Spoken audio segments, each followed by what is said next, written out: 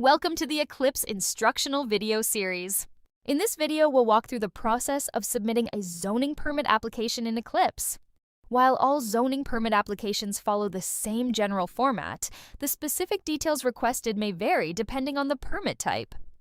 Before starting any permit application, be sure to review the permit requirements on LNI's website at phila.gov/li.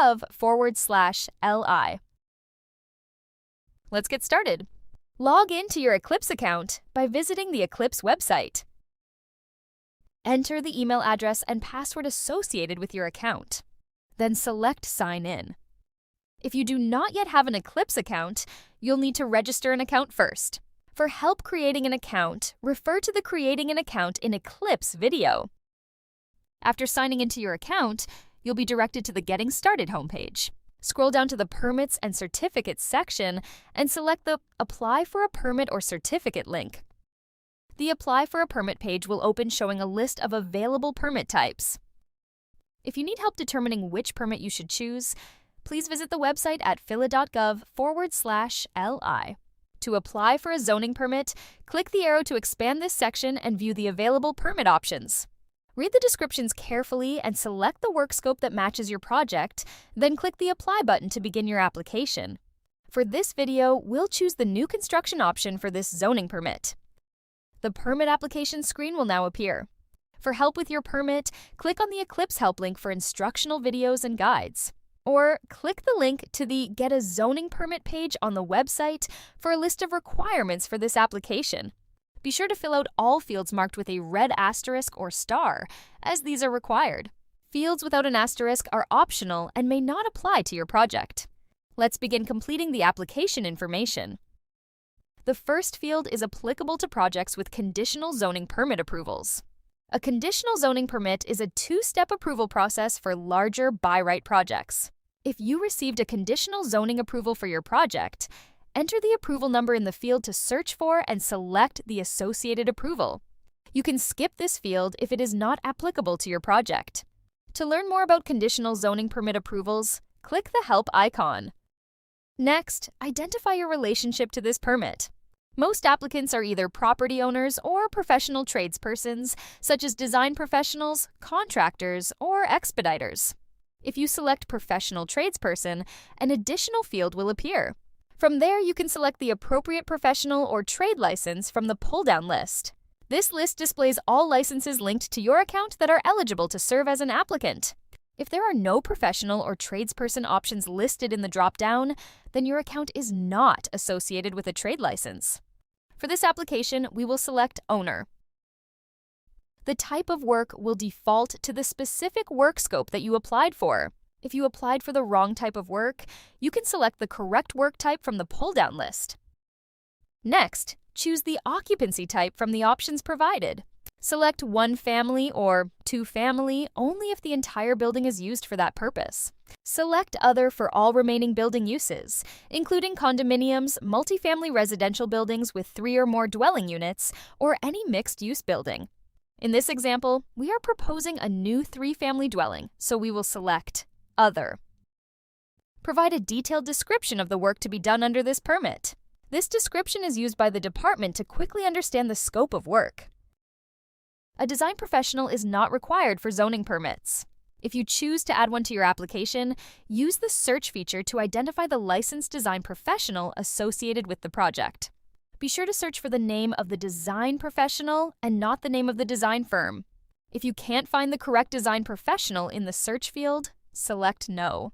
A new field will appear where you can enter the design professional's information. Please note you must enter the design professional's name, company, address, email, and phone number all within this field. For more information on when a design professional is required, refer to the Help icon. If there is a project associated with this address, use the search feature to find and select the project. If your project is phased, you should consider establishing a city-managed project to streamline reviews. For more information, click the Help icon or visit the website at phila.gov/li. Next, choose your review type. Remember that review times and fees vary depending on the review type selected. The Comply with Easy, Standard, and Accelerated review options are only applicable for select types of work. Click the Help icon to review the guide on review types. In our example, we will choose Standard Review. Next, search for the property. Use the search field to enter the property address, then select the magnifying glass. Please note that addresses must be registered with the Office of Property Assessment to appear here, and they may not always match the mailing address. Depending on your application type and characteristics of the property, you may see multiple results, such as several buildings, parcels, or condominium units. Select the specific building, parcel, or unit from the list. For work on an existing building, select the entry labeled Building. For all other applications, select the entry labeled Parcel. If the parcel has condominium ownership, be sure to choose the correct unit. Once you select the parcel address and click Select, the address will display in the table below. If your application is for a lot adjustment, include all parcels in the project by using the search field to select additional addresses. If you add multiple addresses, you will be prompted to select the primary address from the pull-down list. Please note, multiple parcels should only be entered for lot adjustment permits. For all other project types, a separate permit application must be submitted for each parcel. For more information, click the Help icon to view the address location guide. Finally, use the specific location box to identify the specific location within the structure or on the property where the work will be performed. Under the Review Questions header, you will be prompted to fill in project information. For this example, we must enter the area of earth disturbance for our new construction project. This section also lists required reviews and approvals from other city departments. Click the blue circle next to each city department to review the list of conditions that will require their review. Review each item carefully and select yes or no to indicate whether any of the conditions apply to your project. Based on what you select here, you will be prompted to provide additional details later in the process. Please note, errors on this page may result in delays to your permit application. For more information, click the Help icon. Before moving on, click the Save icon at the bottom of the page. Click Next to continue. A unique permit application number will now be automatically generated for you.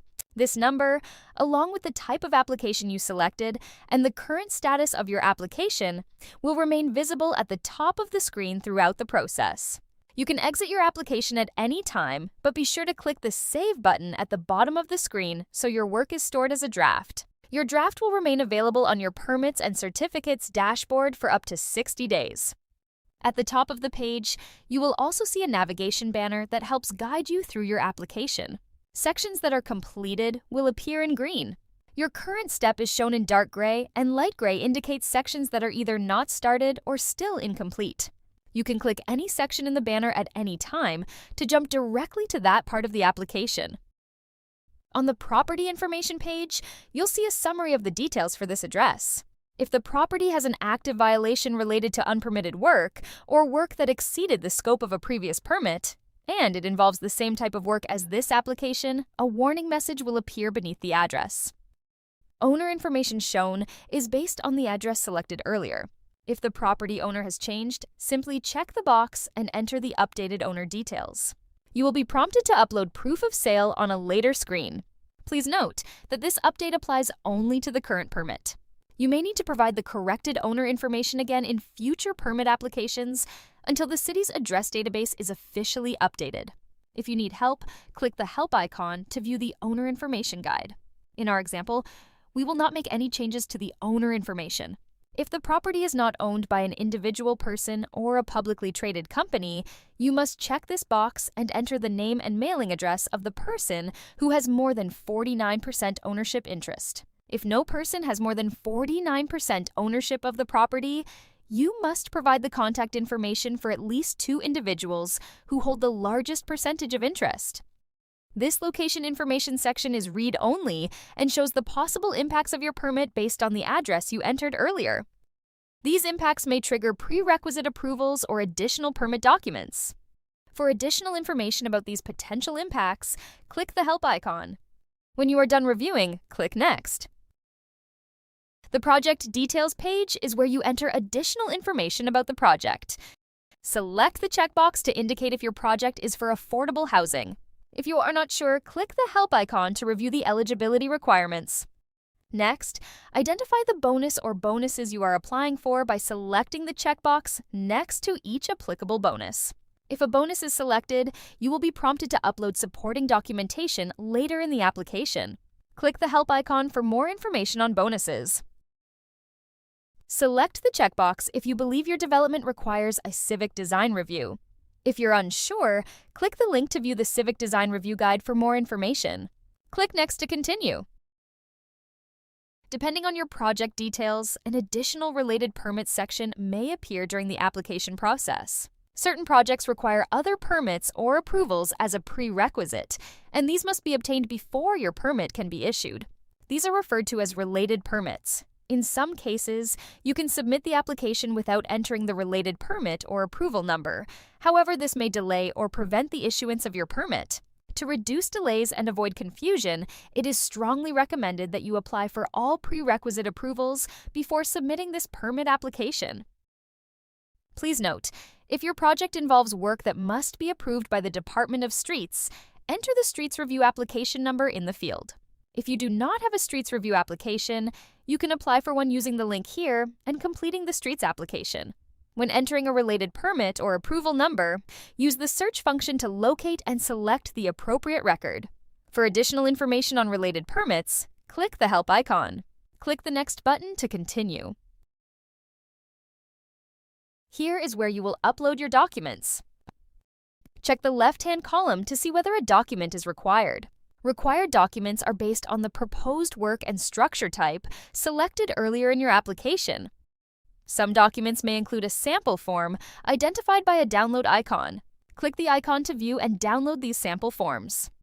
If a required document is not uploaded, you will not be able to submit your application and will need to return to this page. Please note that optional documents may still be necessary depending on your project. For a complete list of permit application documents, visit phila.gov/li. Click the Upload Files button to open the file folder on your computer and choose the PDF files you want to upload. Please be sure to upload PDF files that are no larger than 75 megabytes. Once the documents are uploaded, select the document type from the drop-down menu.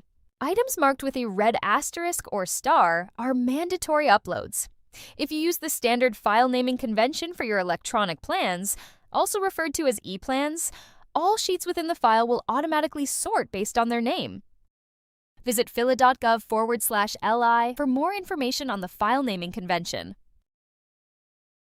Error messages will appear at the bottom of the screen to alert you to any errors or incomplete sections that will prevent you from submitting your application. In our example, we attempted to upload a Word document. Since the system requires a PDF, we are prompted to upload the file again in the correct PDF format. Once the issues are corrected, click Next. On the Manage Permit Notifications page, you can adjust email notifications, add additional contacts, or invite co-applicants. The owner, applicant, and contractor associated with this permit will automatically receive email notifications. A valid email address is required to receive updates. Co-applicants have the same level of access to the application as the primary applicant. They can view the status, review and respond to comments, pay fees, submit amendments, and access all permit-related details, including plans and permit documents. To invite a co-applicant, select the Invite Co-applicant button and provide them with the association code. They can enter this code in their Eclipse account to associate with this permit. Please note that each code may only be used once. A permit contact may receive courtesy emails only for major permit milestones, such as when reviews are completed, when the permit is issued, or when inspections are completed.